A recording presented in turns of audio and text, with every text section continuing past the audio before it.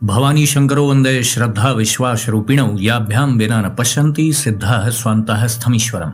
हर हर महादेव। हार्दिक स्वागत करता हूं आप सभी भगवत प्रेमी दर्शकों का आपके अपने ही यूट्यूब चैनल जगत पिता शिव में। भगवान श्री अनादेश्वर महादेव जी की कृपा से आप सभी स्वस्थ सकुशल और प्रसन्न होंगे, ऐसा मुझे विश्वास है। अणोस्तु विषय त्यागः संसार भयतः क्रमात् वैराग्यात् जायते पुंसो विरागो दर्शनांतरे।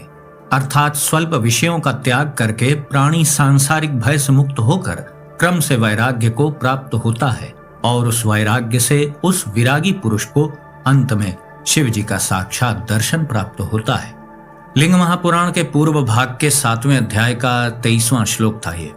आज का प्रस्तुत वीडियो बहुत ही महत्वपूर्ण विषय पर आधारित है।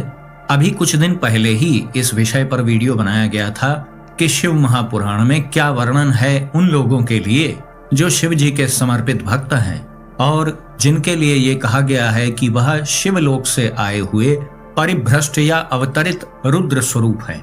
आप सभी को स्मरण होगा कि अभी 7 फरवरी को ही इस विषय पर वीडियो बनाया गया था, जिसमें शिव महापुराण के आधार पर यह बताया गया था कि मनुष्य रूप में साक्षात रुद्र स्वरूप कौन है। शिव महापुराण की वायवीय संहिता के उत्तर खंड के 11वें अध्याय में इस विषय का वर्णन है। इस अध्याय में माता पार्वती जी और भगवान महादेव जी के मध्य संवाद हो रहा है, जहां पर प्रभु कहते हैं, तथेह परिपूर्णस्य साध्यम मम न विद्यते तथैव कृतकृत्यानां तेषामपि न संशयः मदभक्तानां हितार्थाय मानुषं भावमाश्रिताः रुद्रलोकात् परिभ्रष्टास्ते रुद्रानात्र संशयः। अर्थात परिपूर्ण होने के कारण जैसे मेरे लिए कुछ भी साध्य नहीं है, ऐसा महादेव जी माता पार्वती जी से कह रहे हैं कि परिपूर्ण होने के कारण जैसे मेरे लिए कुछ भी साध्य नहीं है, यानी मुझे कुछ भी प्राप्त करने योग्य नहीं है, निश्चय ही उसी प्रकार उन कृतकृत्य ज्ञान योगियों के लिए भी कोई कर्तव्य नहीं रह जाता है। कोई कर्तव्य, कोई साध्य कर्म उस कृतकृत्य ज्ञान योगी के लिए नहीं रह जाता है। आगे प्रभु कहते हैं कि वे मेरे भक्तों के हित के लिए मानव भाव का आश्रय लेकर भूतल पर स्थित रहते हैं। उन्हें रुद्रलोक से परिभ्रष्ट अर्थात अवतीर्ण रुद्र ही समझना चाहिए, इसमें संशय नहीं है। रुद्रलोक से परिभ्रष्ट यानी किसी त्रुटि के कारण उन्हें उस त्रुटि का परिमार्जन करने के लिए मृत्युलोक में भेजा गया है। वह कोई कर्म बंधन से बंध करके मनुष्य देह में नहीं आए हैं, बल्कि वो रुद्रलोक से अवतीर्ण हुए हैं या परिभ्रष्ट हैं। किसी कारणवश उनकी योग्यता में कमी आ गई तो उसके परिमार्जन के लिए एक ऐसा कार्य दे दिया गया कि जाओ भाई मृत्युलोक में मानव देह धारण करके शिव भक्तों का मार्गदर्शन करो। और ये कोई काल्पनिक बात भी नहीं है। मूल संस्कृत श्लोकों के सहित शिव महापुराण में जो स्पष्ट वर्णन है वो मैंने बता दिया। शिव जी के विभिन्न प्रकार के लोक भी हैं। शिवलोक कोई एक ही लोक नहीं है। रुद्रलोक, भैरव लोक, शिव जी से जुड़ी तमाम शक्तियों के जो लोक हैं, उसमें जितने भी प्राणी हैं वह शिवगण ही हैं और वह सब शिव स्वरूप में ही है, लेकिन उनसे भी कभी कुछ न कुछ त्रुटियां होती रहती हैं। तो इसीलिए उन्हें मृत्युलोक में आकर के शिव भक्तों का मार्गदर्शन करना पड़ता है, या ये कह लें कि उन्हें उनकी योग्यता बढ़ाने का अवसर दिया जाता है। तभी तो यहाँ पर परिभ्रष्ट शब्द का प्रयोग हुआ है। ऐसा नहीं है कि रुद्रलोक से केवल अपनी इच्छा से रुद्रगण मनुष्य का रूप लेकर के आकर के यहाँ पर मनुष्यों का, शिव भक्तों का मार्गदर्शन करते हैं। कोई उच्च लोक से मनुष्य लोक में अपनी इच्छा से क्यों आ जाएगा? कुछ ना कुछ तो त्रुटियां उससे भी हो गई होंगी ना वहां पर, तभी परिभ्रष्ट शब्द का यहाँ पर प्रयोग हुआ है। रुद्रलोकात् परिभ्रष्टास्ते रुद्रानात्र संशयः। अब वो कारण कुछ भी हो सकता है, मुख्य बात बस इतनी है कि उन्हें रुद्रलोक से परिभ्रष्ट अथवा अवतीर्ण रुद्र ही समझना चाहिए। वह मनुष्य रूप में साक्षात रुद्र होते हैं, इसमें संशय नहीं है। रुद्रानात्र संशयः स्पष्ट एकदम बताया जा रहा है। तो अभी 1 हफ्ते पहले जो इस विषय पर वीडियो बनाया गया था वह यहीं पर समाप्त कर दिया गया था। उसके आगे कुछ और भी वर्णन है, तो आइए देखते हैं आगे इसी 11वें अध्याय में क्या कहा जा रहा है। प्रभु कहते हैं, ममानुशासनम यद्वत् ब्रह्मादीनां प्रवर्तकम तथा नराणाम अन्येषां तन्नियोगः प्रवर्तकः ममाज्ञाधार भावेन सद्भावातिशयेन च मदालोकन मात्रेण सर्व पापक्षयो भवेत् प्रत्ययाश्च प्रवर्तन्ते प्रशस्त फल सूचका। अर्थात प्रभु कहते हैं, जैसे मेरी आज्ञा ब्रह्मा आदि देवताओं को कार्य में प्रवृत्त कराने वाली है, उसी प्रकार उन शिव योगियों की आज्ञा भी अन्य मनुष्यों को कर्तव्य में प्रवृत्त कराने वाली होती है। देखिए कितनी महत्वपूर्ण बात प्रभु कह रहे हैं। ऐसे लोग जो रुद्रलोक से परिभ्रष्ट होकर के, अवतीर्ण होकर के, मानव देह का आश्रय लेकर के शिव जी का कार्य कर रहे हैं चुपचाप, तो उनके लक्षण आगे प्रभु बता रहे हैं कि ऐसे शिव भक्तों का क्या लक्षण है। जैसे मेरी आज्ञा ब्रह्मा आदि देवताओं को कार्य में प्रवृत्त कराने वाली है, प्रभु की आज्ञा मात्र से ही ब्रह्मा आदि जो शक्तियां हैं वह कार्य में प्रवृत्त होती हैं, तभी तो सृष्टि का विस्तार होता है। निश्चित क्रम के अनुसार, नियमावली के अनुसार सृष्टि चलायमान है। तो उसी प्रकार उन शिव योगियों की आज्ञा भी अन्य मनुष्यों को करने योग्य कर्म में, अर्थात कर्तव्य कर्म में प्रवृत्त कराने वाली होती है। यानी ऐसे जो शिव योगी या शिव जी के भक्त होते हैं, उनकी आज्ञा यानी उनके आदेश में, उनके शब्दों में ऐसी अद्भुत प्रेरणा होती है कि आप अपने कर्तव्य कर्म में प्रवृत्त हो जाते हैं। या और सरल रूप में आप इसको ऐसे समझें कि उनके मुख से निकली हुई प्रेरित करने वाली जो बात है, जो भक्ति मार्ग में आपको आगे बढ़ा सकती है, वह आपके हृदय में बहुत गहराई से पहुंच जाती है। उनके शब्दों का ऐसा अलग प्रभाव होता है कि ठीक वही बात कोई अन्य व्यक्ति कहता है तो आप पे असर नहीं पड़ता, लेकिन जब उस श्रेष्ठ शिव भक्त के मुख से ऐसा ज्ञान आपको प्राप्त होता है तो वह चिरस्थायी रूप से आपके हृदय में स्थित रहता है। धीरे धीरे आपके अवचेतन मन में वो बातें पहुंचने लग जाती हैं, जिससे स्थायी रूप से आपका स्वभाव बदल जाता है। बड़े से बड़े नकारात्मक व्यक्ति पर भी ऐसे शिव योगियों के शब्दों का प्रभाव बहुत आसानी से पड़ जाता है। इतिहास में ऐसे बहुत से उदाहरण हैं जो बहुत क्रूर थे, अधर्म मार्ग पर चलने वाले थे, लेकिन किसी एक व्यक्ति विशेष या किसी महान पुरुष के संपर्क में आने मात्र से उनका विचार परिवर्तित हो गया और सदा सदा के लिए हो गया। इतिहास में ऐसी बहुत सी कथाएं मौजूद हैं, आप सबको पता है कि कैसे कोई दुर्दांत व्यक्ति श्रेष्ठतम भक्त बन गया। विषयांतर हो जाएगा, इसलिए मैं उन कथाओं में नहीं जा रहा हूं। मूल बात ये समझें कि प्रभु ये बता रहे हैं कि ऐसे शिव भक्त जो रुद्रलोक से अवतीर्ण हुए होते हैं, उनके शब्दों में, उनकी आज्ञा में, उनकी मंत्रणा में, उनकी सलाह में, उनके परामर्श में बहुत अधिक शक्ति होती है, जो जड़ बुद्धि वालों को भी कर्तव्य कर्म में प्रेरित कर देती है। बड़े से बड़ा पातकी व्यक्ति भी होगा तो उसके पास आकर के उसके चित्त में परिवर्तन आएगा। यदि नहीं आ रहा है तो ये समझ जाए कि वो मरणहार है, उसकी दुर्गति पक्की होनी है। इसीलिए ऐसे श्रेष्ठ शिव भक्त की संगत का असर भी उसके ऊपर नहीं पड़ रहा है। और यह कोई मेरे व्यक्तिगत विचार नहीं है, यह शिव महापुराण में जैसे स्पष्ट वर्णन है वैसे आपको बताया जा रहा है। आगे इन श्लोकों का अर्थ है कि वे मेरी आज्ञा के आधार हैं। कौन? वही जो लोग रुद्रलोक से अवतीर्ण हुए मानव देहधारी शिवगण होते हैं, वे मेरी आज्ञा के आधार हैं। सीधा मतलब यही है कि आप उनके बोले हुए शब्दों को प्रभु की ही आज्ञा साक्षात रूप से माने। आगे प्रभु कहते हैं उनमें अतिशय सद्भाव भी विद्यमान रहता है, इसलिए उनका दर्शन करने मात्र से सब पापों का नाश हो जाता है तथा प्रशस्त फल की प्राप्ति को सूचित करने वाले विश्वास की वृद्धि होती है। मतलब ऐसे जो उच्च स्तर के शिव भक्त होते हैं, रुद्रलोक से अवतीर्ण शिवगण होते हैं, उनका दर्शन कर लेने मात्र से आपका भगवत पथ पे चलने का जो आत्मविश्वास है वह बहुत तेजी से वृद्धि को प्राप्त होता है। देखिए ना, स्पष्ट रूप से लिखा तो है कि इसीलिए उनका दर्शन करने मात्र से सब पापों का नाश हो जाता है। पापों का नाश होने लगेगा तो आपकी चित्तवृत्ति आपके इष्ट देव में अधिक से अधिक लगेगी तथा प्रशस्त फल की प्राप्ति को सूचित करने वाले विश्वास की वृद्धि होती है। अर्थात ऐसे शिव भक्त के संपर्क में आने पर आपने जो सुन रखा है कि अध्यात्म मार्ग पे चलने पर यह फल प्राप्त होगा, तो उसके प्रति जो विश्वास है आपका वह और दृढ़ होने लगता है। बहुत से प्रश्नों के उत्तर जो अनुत्तरित थे बहुत लंबे समय से, आपको बहुत आसानी से उसके द्वारा उन सब प्रश्नों के उत्तर प्राप्त हो जाएंगे।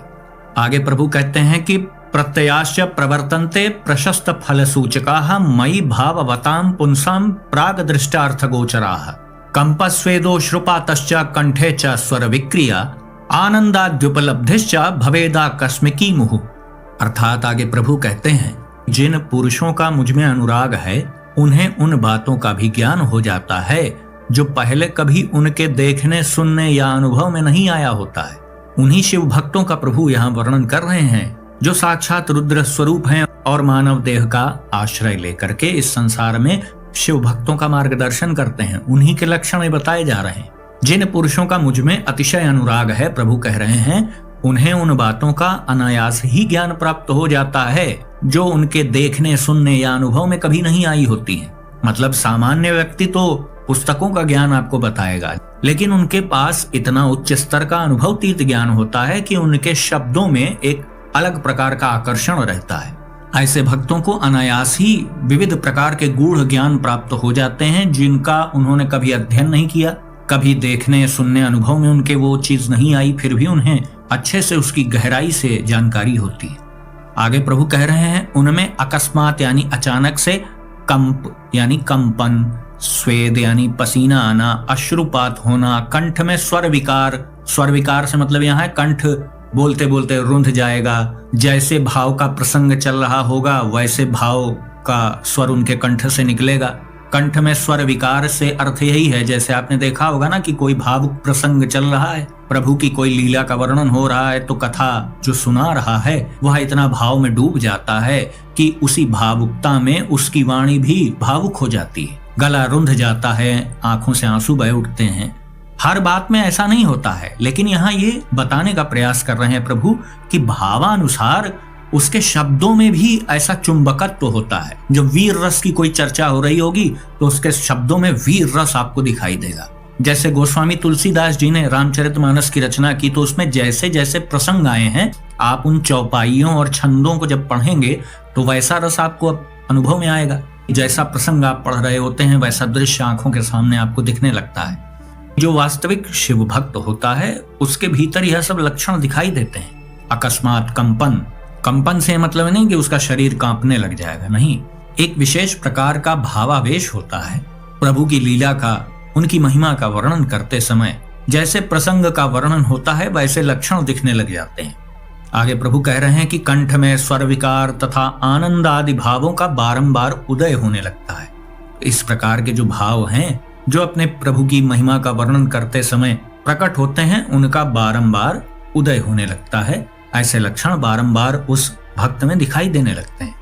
आगे प्रभु कहते हैं, सत्तैर्व्यस्तैः समस्तैर्वा लिंगैरव्यभिचारिभिः मंदमध्योत्तमैर्भावैर्विज्ञेयास्ते नरोत्तमा यथा योगिनी समावेशान्नायो भवति केवलम तथैव मम सानिध्यान् न ते केवल मानुषाः। अर्थात प्रभु बताते हैं ये सब लक्षण उनमें कभी एक एक करके और कभी अलग अलग प्रकट होते हैं और कभी संपूर्ण भावों का एक साथ उदय होने लगता है। कभी विलग्न होने वाले इन मंद, मध्यम और उत्तम भावों द्वारा उन श्रेष्ठ सत्पुरुषों की पहचान करनी चाहिए। स्पष्ट पहचान, स्पष्ट परिचय प्रभु इस श्लोक के माध्यम से बता रहे हैं कि ऐसे सत्पुरुषों की पहचान कभी विलग्न होने वाले इन मंद, मध्यम और उत्तम प्रकार के भावों के द्वारा करनी चाहिए। कुछ मुख्य मुख्य लक्षण प्रभु ने बताए हैं। इसी से मिलते जुलते भिन्न भिन्न लक्षण भी कुछ भक्तों में देखे जाते हैं, और जो बातें अनुभवतीत हैं, जो स्वयं करके जानने योग्य हैं, उन्हें तो स्वयं करके ही आप जान सकते हैं। आगे वर्णन है, यथा योगिनी समावेशान् नायो भवति केवलम तथैव मम सानिध्यान् न ते केवल मानुषाः हस्तपादादि साधर्म्यात् रुद्रान् मर्त्य वपुर्धरान् प्राकृतानिव मनवानो नावजानीत पंडिता। अर्थात जैसे जब लोहा आग में तपकर लाल हो जाता है तब केवल लोहा नहीं रह जाता है, वह बिल्कुल लाल अग्नि के सदृश हो जाता है ना। तो वही प्रभु कह रहे हैं कि जैसे जब लोहा आग में तपकर लाल हो जाता है तब वह केवल लोहा नहीं रह जाता है, उसी प्रकार से मेरा सानिध्य प्राप्त कर लेने से वह केवल मनुष्य नहीं रह जाता है, वह मेरा स्वरूप हो जाता है, ऐसा प्रभु कह रहे हैं। हाथ पैर आदि के साधर्म से मतलब यह मानव शरीर धारण करके भी वे वास्तव में रुद्र हैं। रुद्रान मर्त्य वपुर्धरान श्लोक में स्पष्ट कहा गया है कि हाथ पैर के इस मानव शरीर से युक्त होते हुए भी वह वास्तव में रुद्र के समान है। उन्हें प्राकृत मनुष्य समझकर विद्वान पुरुष उनकी अवहेलना न करें। प्राकृतानिव मनवानो नावजानीत पंडितः, इस श्लोक का यही अर्थ है। उन्हें प्राकृत मनुष्य यानी साधारण मनुष्य समझकर विद्वान पुरुष उनकी अवहेलना न करें। अवज्ञानम कृतम तेषु नरैर्व्यामूढ़ चेतनैः आयुः श्रियं कुलं शीलं हित्वा निरयमावहित। ब्रह्म विष्णु सुरेशानाम अपि तूलायते पदम मत्तोन्यधनपेक्षाणाम मुद्रितानाम महात्मनाम। अर्थात जो मूढ़ चित्त मानव उनके प्रति अवहेलना करते हैं, वे अपनी आयु, लक्ष्मी, कुल और शील को त्याग कर नरक में गिरते हैं। मुझसे अतिरिक्त किसी अन्न की चाह न रखने वाले जीवन मुक्त महामना शिव योगियों के लिए ब्रह्मा, विष्णु तथा इंद्र का पद भी तुच्छ होता है। मतलब यहाँ पर स्पष्ट रूप से प्रभु कह रहे हैं कि ऐसे श्रेष्ठ शिव भक्त के लिए ब्रह्मा, विष्णु, इंद्र आदि का पद भी तुच्छ होता है। उसके लिए वह महत्वहीन होता है। उसे केवल अपने इष्ट देव की ही चाह होती है। अन्य किसी की चाह न रखने वाले, यहाँ पर श्लोक का अर्थ आया ना कि मुझसे अतिरिक्त किसी अन्य की चाह न रखने वाले उन जीवन मुक्त महामना शिव योगियों के लिए ब्रह्मा, विष्णु, इंद्र आदि का पद भी तुच्छ है। अब आगे देखिए, बहुत ही महत्वपूर्ण बात प्रभु कह रहे हैं। अशुद्धम बौद्धमैश्वर्यम प्राकृतम पौरुषम तथा गुणेशानामतस्त्याज्यम गुणातीत पदैषिणाम अतः किम बहुनोक्तेन श्रेयः प्राप्तैक साधनम मयि चित्त समासंगो येन केनापि हेतुना। देखिए, प्रभु कह रहे हैं कि गुणों के संबंध से उत्पन्न होने वाले, यानी जो प्रकृति के 3 गुण हैं, सत, रज, तम, इन 3 गुणों के संयोग से उत्पन्न होने वाले जो बुद्धि लब्ध प्रकृति के द्वारा जीवात्मा से संबंधित ऐश्वर्य जो भी हैं, जो भौतिक जगत है, मूल बात समझ लें, वह सब अशुद्ध हैं। अतएव गुणातीत पद की प्राप्ति की इच्छा वाले गुणेश्वरों को इनको त्याग देना चाहिए। गुणातीत पद का यहाँ पर अर्थ समझ लें कि अपने इष्ट की प्राप्ति की इच्छा वाले। भौतिक जगत में अपने चित्त को नहीं लगाना चाहिए, मूल बात यह है।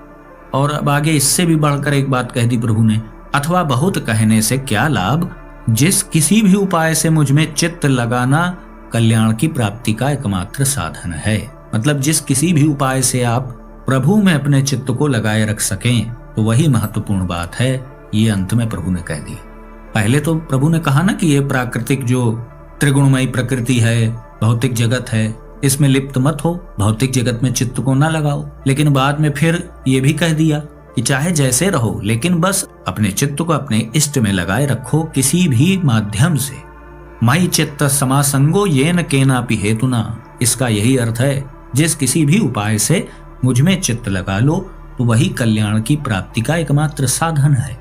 इसीलिए सबसे श्रेष्ठ साधन नाम जाप कहा जाता है। यदि नाम जाप चलता रहेगा तो आप भौतिक जगत के नकारात्मक चिंतन और व्यर्थ विचारों से बचे रहेंगे। अपने अंतःकरण में अपने इष्ट को विराजमान करके, ऐसी भावना करके एकाग्रता पूर्वक भी कुछ देर नाम जाप आप करें। बाकी आप चलते फिरते, उठते बैठते, कार्य करते हुए जितना अधिक से अधिक आप मानसिक रूप से नाम जाप का अभ्यास कर पाएं, वो बहुत अच्छी बात है। प्रारंभ में आप जितना कर पा रहे हैं उतना ही बहुत है। अधिकांश लोग तो थोड़ा भी नहीं करते हैं, तो आप कुछ देर भी प्रारंभ में करने लग जाएंगे तो वो बहुत कल्याणकारी होगा। तो आज का वीडियो हम यहीं समाप्त करते हैं। आशा करता हूँ जो भी जानकारी आपको दी गई वो आपको अच्छी लगी होगी। यदि वीडियो आपको पसंद आए तो इसे लाइक करें, अपने मित्रों बंधु बांधवों के साथ शेयर करें। यदि इस चैनल का वीडियो आप पहली बार देख रहे हैं तो कृपया इस चैनल को सब्सक्राइब करें और बेल आइकन को भी अवश्य प्रेस कर दीजिएगा, जिससे आगे आने वाले जो मेरे वीडियोस हैं उसकी सूचना आपको सही समय पर प्राप्त हो जाए। तो भगवान श्री वीरेश्वर महादेव जी से मैं ऐसी प्रार्थना करता हूँ कि वो आप सभी को सदा सुखी, स्वस्थ और ऊर्जावान बनाए रखें। मिलते हैं अगले वीडियो में एक नई और उपयोगी जानकारी के साथ। तब तक के लिए आप सभी भगवत प्रेमी भक्तों को हर हर महादेव।